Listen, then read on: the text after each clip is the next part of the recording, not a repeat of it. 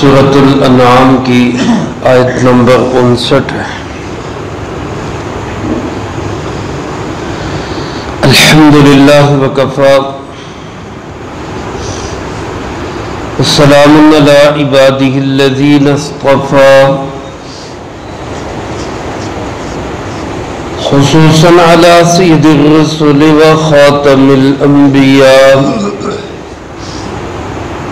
وعلى آلہ واصحابہ الاتقیاء، اما بعد فاعوذ باللہ من الشیطان الرجیم، بسم اللہ الرحمن الرحیم۔ وعنده مفاتح الغیب لا يعلمها الا هو ويعلم ما في البر والبحر وما تسقط من ورقة إلا يعلمها ولا حبة في ظلمات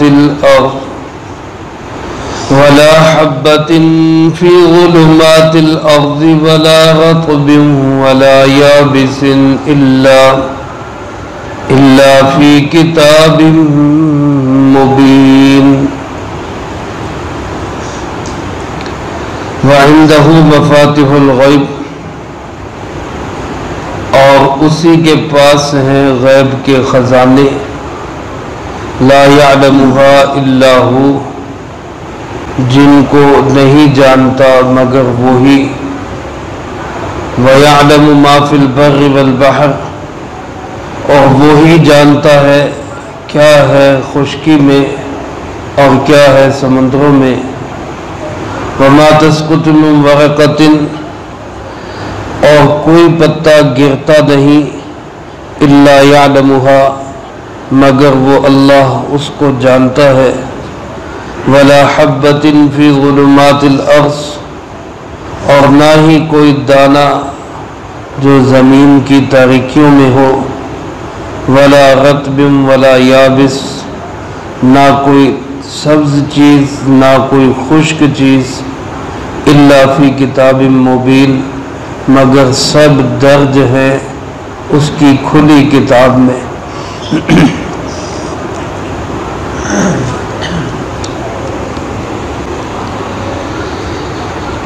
ہمارا دین دین اسلام ہے، سب کہہ دیجئے الحمدللہ۔ اور دین اسلام اللہ کا پسندیدہ اور اللہ رب العالمین کا چنیدہ دین ہے۔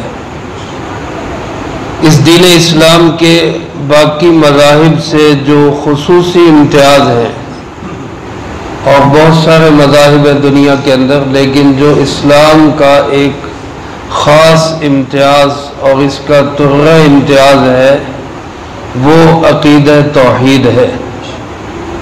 اللہ ایک ہے، اس کا کوئی ساجی اور شریک نہیں۔ اور میرے عزیز دوستو، عقیدہ توحید کا مطلب صرف یہ نہیں کہ اللہ کو ایک مانا جائے، اتنی بات کافی نہیں ہے، بلکہ اللہ رب العالمین کی تمام صفات کمالیہ میں جو اللہ پاک کی صفات کمال ہیں، حیات ہے، قدرت ہے، سمیع ہے، بصیر ہے، اور رزاق ہے، خالق ہے، یہ اللہ پاک کی جتنی صفات قدرت ہے، ان ساری صفات میں اللہ کو یکتا جاننا، بے نظیر، بے مثال، لا صحیب، لا ند، لا شریک ماننا، ان تمام صفات کے اندر اللہ کا کوئی ساجی اور شریک نہیں ہے۔ یہ ہے عقیدہ توحید۔ کسی ایک صفت میں بھی کوئی مخلوق، چاہے اللہ کے نبی ہیں، چاہے ولی ہے، چاہے غوث قطب ابدال ہے، چاہے فرشتے ہیں، چاہے جنات ہیں، کوئی ایک مخلوق بھی اس کی کسی صفت میں اس کے برابر نہیں ہے۔ جب تک یہ عقیدہ توحید دل میں نہیں ہوگا، توحید کامل نہیں، ایمان کامل نہیں۔ اللہ ہمیں یہ کامل توحید اور کامل عقیدہ نصیب فرما۔ اور میرے محترم دوستو، خاص طور پہ اللہ پاک کی دو صفات، اللہ پاک علیم ہے اور اللہ پاک قدیر ہے۔ علم بھی اس کا لامحدود، ہر چیز کو حاوی، قدرت بھی اس کی لامحدود، ہر چیز کو حاوی۔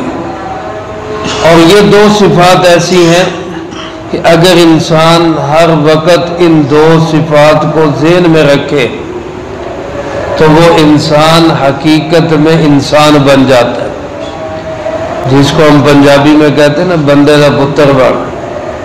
جب بندہ دل میں یہ دو صفات ہر وقت، ہر آن ہر گھڑی اس بات کا استحضار ہو کہ میرا اللہ میری ہر چیز کو جانتا ہے اور میرا اللہ ہر وقت مجھے پکڑنے پہ قادر ہے، تو بتائے اس تصور کے ساتھ کون بہادر ہے جو اللہ کی نافرمانی کر سکے؟ میرے عزیز دوستو، اللہ پاک نے ان آیات مبارکہ میں، اس آیت مبارکہ میں اور اس سے اگلی آیت مبارکہ میں اپنی انہی دو صفات کو بیان کیا ہے۔ علیم بھی اللہ بہت بڑا ہے، قدیر بھی اللہ بہت بڑا ہے۔ اللہ پاک نے اپنی صفت علم کو بیان کرتے ہوئے فرمایا عندہ مفاتح الغیب لا يعلمها الا هو، غیب کے سب خزانے کس کے پاس ہے؟ صرف اللہ کے پاس۔ مفاتح یہ مفتاح کی جمع بھی ہو سکتا ہے اور مفتاح کی جمع بھی، میم کے زبر کے ساتھ بھی، میم کے زیر کے ساتھ بھی۔ میم کی زیر کے ساتھ ہو تو اس کا معنی چابی ہے اور اس کا مفاتح کا معنی ہوگا چابیاں، اور میم کے زبر کے ساتھ ہو مفتاح تو اس کا معنی ہوتا ہے خزانہ، اور مفاتح کا معنی بھی ہوگا خزانے، اور یہ دونوں معنی یہاں درست ہے۔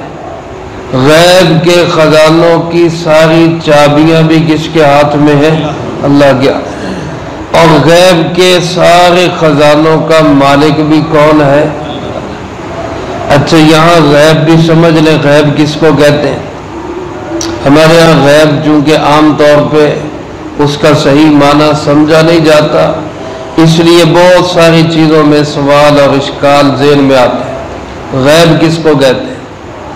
ہم اس چیز کو غیب کہتے ہیں جو نظروں سے اوجھل ہو، جس کا پتہ نہ ہو، پس سے پردہ ہو، پس سے دیوار ہو، ہم اس کو کہتے ہیں یہ غیب ہے۔ لیکن قرآن کی اصطلاح میں قرآن کریم غیب کس کو کہتا ہے؟ حضرت قاضی ثناء اللہ پانی پتی رحمت اللہ علیہ نے اپنی تفسیر مظہری میں لکھا ہے، غیب قرآن کی اصطلاح میں اس چیز کو کہتے ہیں جو ابھی تک وجود میں آئی نہ ہو، یا وجود میں آئی ہو تو اس کے وجود پہ اللہ تعالیٰ نے کسی کو کسی بھی ذریعے سے مطلع نہ کیا ہو، یہ غیب کہلاتا ہے۔ یا تو چیز وجود میں آئی نہ ہو، یا وجود میں آئی ہے تو اللہ تعالیٰ نے کسی کو اس پہ مطلع نہیں کیا کسی بھی ذریعے سے۔ اب جب یہ معنی غیب کا ذہن میں ہوگا تو انسان بالیقین یہ کہے گا کہ اس غیب کو جاننے والا صرف کون ہے؟ اللہ ہے۔ ہمارے اشکال بعض اوقات ہو جاتا ہے کہ جی فلاں چیز فلاں نبی نے غیب کی خبر دی، فلاں چیز جو ہے وہ موسمیات والے بتا دیتے ہیں فلاں دن بارش ہوگی، یا آج کل ڈاکٹر جو ہیں وہ بتا دیتے ہیں کہ جناب شکم مادر میں بچہ ہے یا بچی ہے، تو یہ تو غیب پہ قادر ہونے لگ گئے، غیب جاننے لگ گئے۔ بھائی یہ غیب ہے ہی نہیں ہے، اس کو غیب کہتے ہی نہیں ہے۔ بچہ وجود میں آ چکا ہے، شکم مادر میں بن چکا ہے، یہ غیب کیسے رہ گئی؟ تو غیب نہیں ہے۔ یا بارش کے آثار شروع ہو گئے، بادل آنے لگ گئے، قریب پڑوس میں بادل آ گئے، ان کو دیکھ کے موسمیات والوں نے بتا دیا اگلے ہفتے بارش ہوگی، تو وہ غیب تو نہیں ہے، وہ تو وجود میں آ چکا ہے۔ آپ بتائیں کہ دسمبر میں کیا ہوگا، تو کوئی پتہ نہیں، یہ جاننے والا صرف کون ہے؟ اللہ۔ اسی طرح اللہ پاک اپنے انبیاء علیہ السلام کو غیب کی بہت ساری چیزوں پہ مطلع کرتا ہے، بہت ساری چیزوں پہ، لیکن وہ مطلع جب ہو جاتے ہیں تو وہ غیب رہتا ہی نہیں ہے۔ جب وہ غیب ہے ہی نہیں تو کسی نبی کو، کسی جن کو، کسی فرشتے کو ہم عالم الغیب نہیں کہہ سکتے۔ عالم الغیب صرف کون ہے؟ اللہ رب العالمین۔ چنانچہ فرمائے غیب کی ساری کنجیاں، غیب کے سارے خزانے صرف کس کے علم میں ہے؟ اللہ کے۔ لا یعلمها الا ہو، اللہ کے سوا ان کو کوئی نہیں جانتا۔ مزید تاکید کر دی، پہلے تو صرف اتنا فرمائے غیب کے خزانوں کا مالک صرف وہ ہے، آگے اس کی مزید تاکید کر دی، واضح کر دیا کہ اللہ کے سوا ان کو جاننے والا بھی کوئی نہیں ہے۔ انبیاء علیہ السلام کے پاس بہت سی غیب کی خبریں ہیں۔ امام الانبیاء، سید الانبیاء، خاتم الانبیاء جناب محمد مصطفیٰ صلی اللہ علیہ وآلہ وسلم نے غیب کی سب سے زیادہ خبریں دی ہیں، سب سے زیادہ، لیکن وہ اخبار غیب ہیں، وہ واضح ہونے کے بعد، ظاہر ہونے کے بعد غیب رہا ہی نہیں۔ جو غیب ہے حقیقی معنی کے اعتبار سے اس کو اللہ کے سوا جاننے والا کوئی نہیں ہے۔ اسی کی مزید وضاحت کرتے ہوئے آگے فرمایا وَيَعْلَمُ مَا فِي الْبَرِّ وَالْبَحْرِ، خشکیوں میں کیا ہے، سمندروں میں کیا ہے، ایک ایک ذرے میں کہاں پہ ہے، کس جگہ پہ ہے، کون سی مخلوق کہاں پل رہی، اس سب کو جاننے والا صرف کون ہے؟ خشکی کی، پاتال کی گہرائیوں میں اور سمندروں کی تہوں کے اندر، آسمانوں کی بلندیوں پہ اپنی ساری مخلوق کو جاننے والا، اس کے رزق کا اہتمام کرنے والا، اس کو پالنے والا صرف کون ہے؟ اللہ رب العالمین۔ اور اس کی مزید وضاحت کرتے ہوئے فرمایا وَمَا تَسْقُطُ مِنْ وَرَقَةٍ إِلَّا يَعْلَمُهَا، پوری کائنات میں کتنے درخت ہیں، ان درختوں پہ کتنے پتے ہیں، اور ان پتوں میں سے آج کتنے پتے گریں گے، کتنے لگیں گے، یہ علم صرف کس کے پاس ہے؟ اللہ کے پاس، کوئی نہیں جانتا۔ پتے کی آخری حالت بیان کر دی وَمَا تَسْقُطُ مِنْ وَرَقَةٍ، یہ آخری حالت ہوتی ہے پتے کی جب وہ درخت سے گر جاتا ہے، اس وقت بھی اس کو جاننے والا صرف کون ہے؟ اس کی ابتدائی حالت، اس کی پیدائش، اس کی افزائش، اس کو تو جاننے والا وہ ہے ہی۔ گرنے والے پتوں کو بھی گنتی کر کے جاننے والا اللہ رب العالمین ہے۔ فرمایا وَلَا حَبَّةٍ فِي ظُلُمَاتِ الْأَرْضِ، اور مثال سن لو، زمین کی تاریکیوں میں جتنے بیج ہیں ان سب بیجوں کو جاننے والا بھی کون ہے؟ کسان تو کھیت میں گیا، جا کے سینکڑوں بیج بکھیر کے آ گیا، کس بیج کا رخ کس طرف ہے وہ نہیں جانتا، لیکن ہر بیج کی جڑ نیچے کو جائے، پودا اوپر کو آئے، یہ کس کی قدرت ہے؟ اللہ کی قدرت۔ اللہ رب العالمین ہے جو ہر بیج کو زمین کی تاریکیوں کے اندر بھی پالتا ہے۔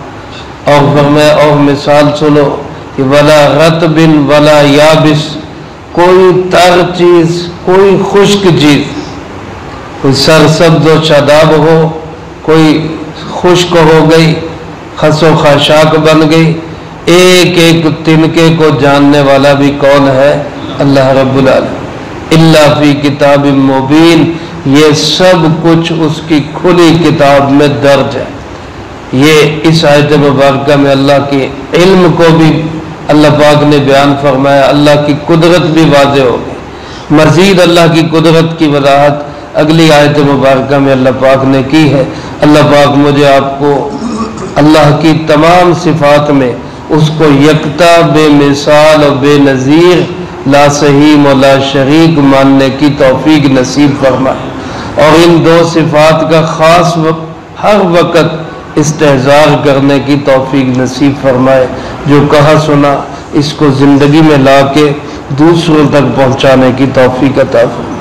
اللہم لک الحمد کما ینبغی لجلال وجہک وعظیم سلطانک، اللہم لا احصی ثناء علیک انت کما اثنیت علی نفسک، اللہم لک الحمد کما انت اہلو، فصلی علی محمد کما انت اہلو، وافعل بنا ما انت اہلو، فإنک اہل التقوی و اہل المغفرہ، اللہم وفقنا لما تحب وترضى من القول والعمل والفعل والهدي والنية إنك على كل شيء قدير، اللهم ربنا آتنا في الدنيا حسنة وفي الآخرة حسنة وقنا عذاب النار، اللهم ربنا تقبل منا إنك أنت السميع العليم